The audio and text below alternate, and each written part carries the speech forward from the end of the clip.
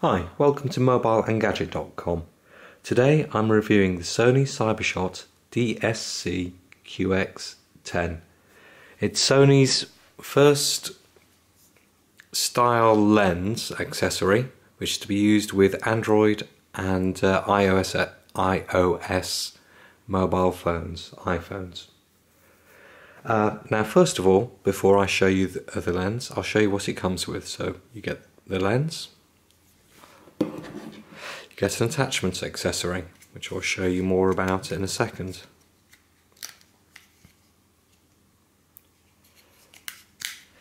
Also inside the box, which is a nice cardboard box, which looks a little bit like a CD case to be quite honest, but inside here, whoops, as it comes in, you get an instruction manual. You also get a micro USB cable, a lanyard,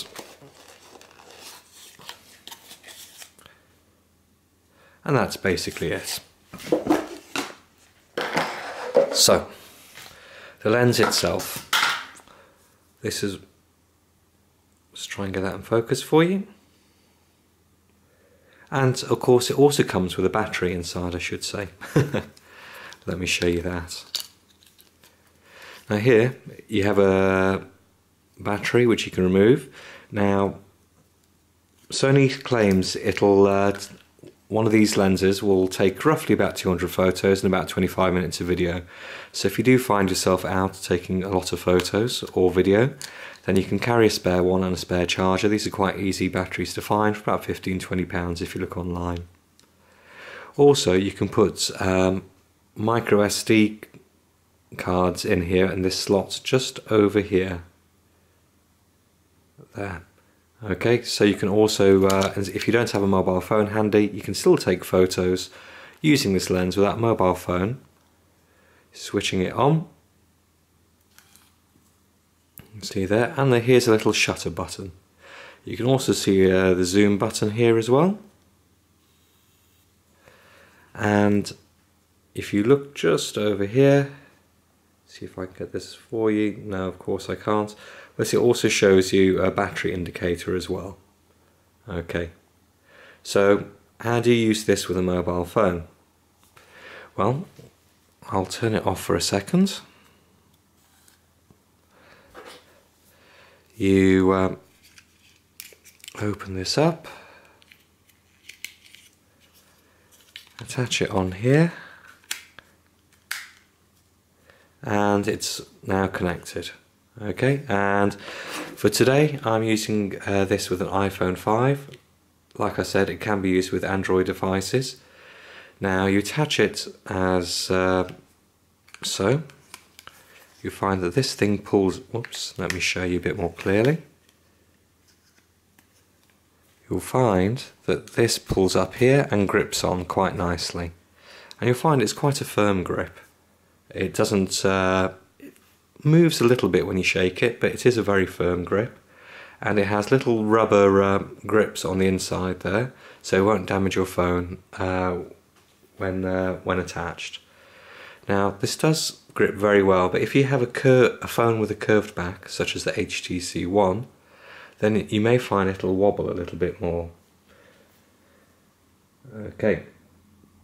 Now, how do you actually connect this? You do that by connecting via Wi-Fi. So you're here on Wi-Fi. Sorry, it's connected to my home. Oops, I got it. See, this is one of the things with this lens, you have to remember to turn it on first. Okay. And there it is. So I connect to that. Should only take a second or two to connect. Now, if you have an Android device which has NFC, then you can also just tap the sensor on top alongside here, and that'll also pair it up as well. So that's an additional option for you. Now once you've got that on, then you can load up Sony Play Memories app. Now you can see here, it takes a few seconds to get going. And it doesn't always work first time, I'll be honest with you, so this time we've been lucky. If it doesn't work, what you have to do, close it, open it up again, and then connect. So he's searching for device, found the device first time again, so we're doing really well. Right, so now that the app's open, I'll show you what we have. We have mode here, so you can switch between photo and video. Now for the purpose of today, I'm not going to talk about video, but suffice to say, it does offer reasonable video recording, although the lens does make a slight amount of noise if you try and move the zoom.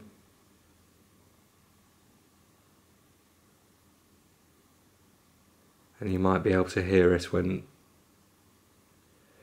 you're zooming in silent situations. We'll talk more about photo. Okay, so you also have settings down here. Let me just show that again. Down here, settings, and you've got a few settings you can play with here.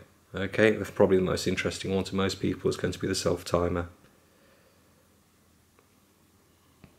Right, you also have a few photo modes here.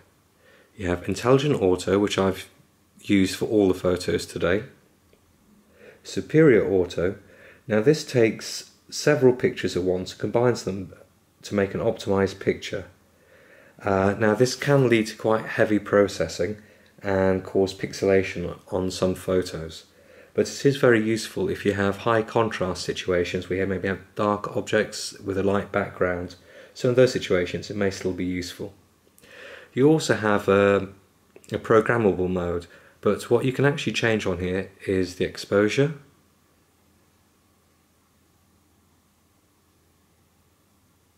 See there? And you can also change the white balance as well. So clicking on there. And now you see white balance, and you can choose different types of lighting here.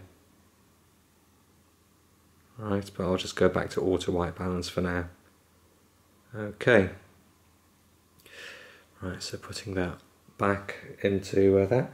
Now you can also control the zoom here. You find there is a slight lag between pressing the button and that happening, because this is happening over Wi-Fi. Okay, and the picture you tend to see on the phone generally tends not to be as a good quality as the lens itself takes photos. One other thing which you can do, which I should mention, is that you can obviously still use this if you detach it. So I'm just going to detach this now.